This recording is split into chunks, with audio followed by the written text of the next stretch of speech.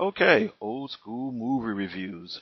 Okay, today we're gonna look at Hard Target with Claude Van Damme.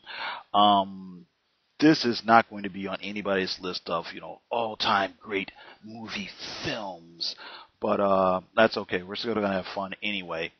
This was obviously it's a Claude Van Damme vehicle, and this was actually John Woo's first American-made movie.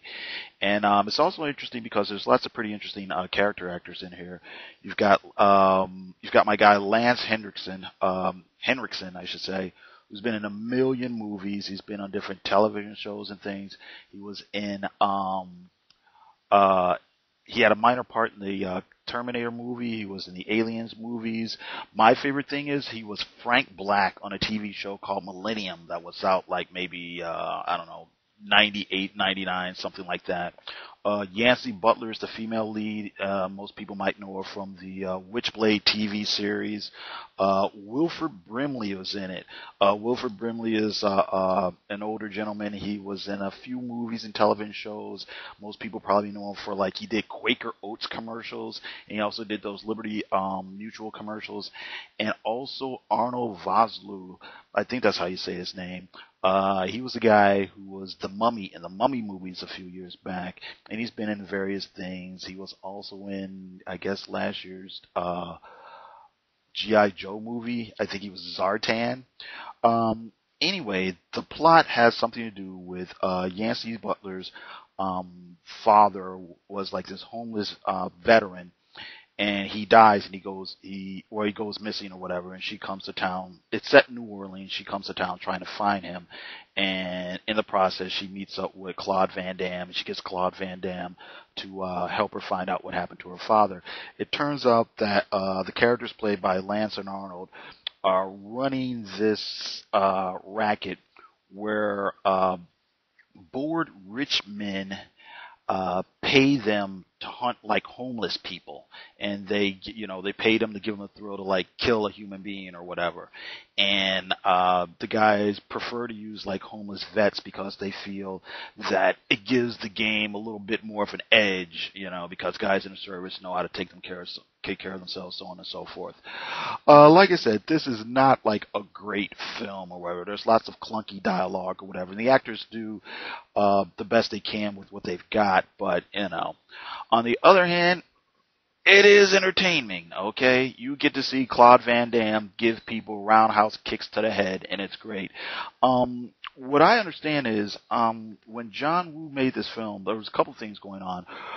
First of all, I guess the studio was really nervous. They hired him, but then they were nervous because they felt that American audiences wouldn't understand his style of filmmaking, which is weird to me because then why did you hire him? And the other thing I know is that they actually had to edit and cut out several scenes because they kept getting an NC 17 rating, so they had to keep editing it down and cutting things out till you get a R rating.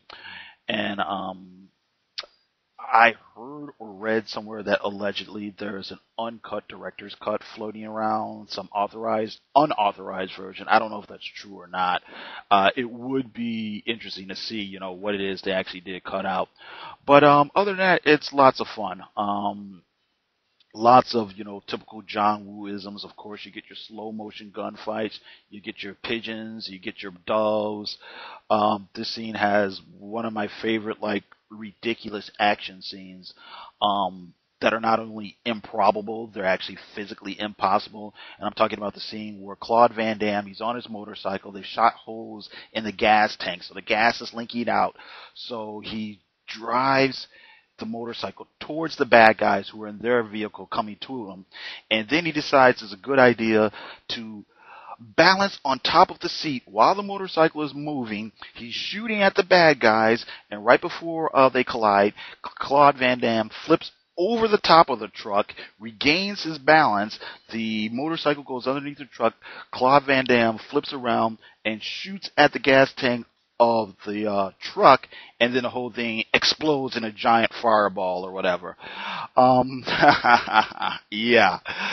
Anyway, it's great. I would say I would compare this to. Well, actually, you know what? What I wouldn't do is if you're a John Woo fan and you've seen stuff like Better Tomorrow or The Killer or Hard Boiled or Bullet in the Head, this is not quite on the same level of those movies. It's a little bit, well, it's less than those as far as it being a John Woo flick. But if you're a Claude Van Damme fan, you'll totally dig it. It's very much a star vehicle for him.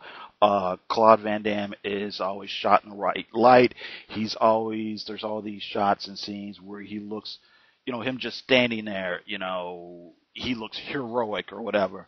So it's a lot of fun. I believe when it came out, I think it did pretty good if I remember correctly. It originally came out around 1993 or so, like that. I don't think it got very good reviews, but it's a fun action movie. You've got Claude Van Damme in his prime. You've got Lance. You've got Wilford Brimley doing a bogus Cajun accent. You got Arnold, of course. What else would I say about this movie? It's probably on the same par. I actually kind of like, personally, this is just subjective, but I personally liked um, Broken Arrow a little bit better as far as John Woo movies are concerned.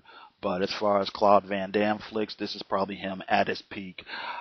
So yeah, I just want to review this movie because, hey, I know times are tough right now as I talk about this. I've had a couple furlough days off of work. There's a big snowstorm here in the Midwest. I know everybody's going through like tough times and everything, and everybody's got to do what you got to do just to make it through. So I just wanted to pick something big, goofy, and fun.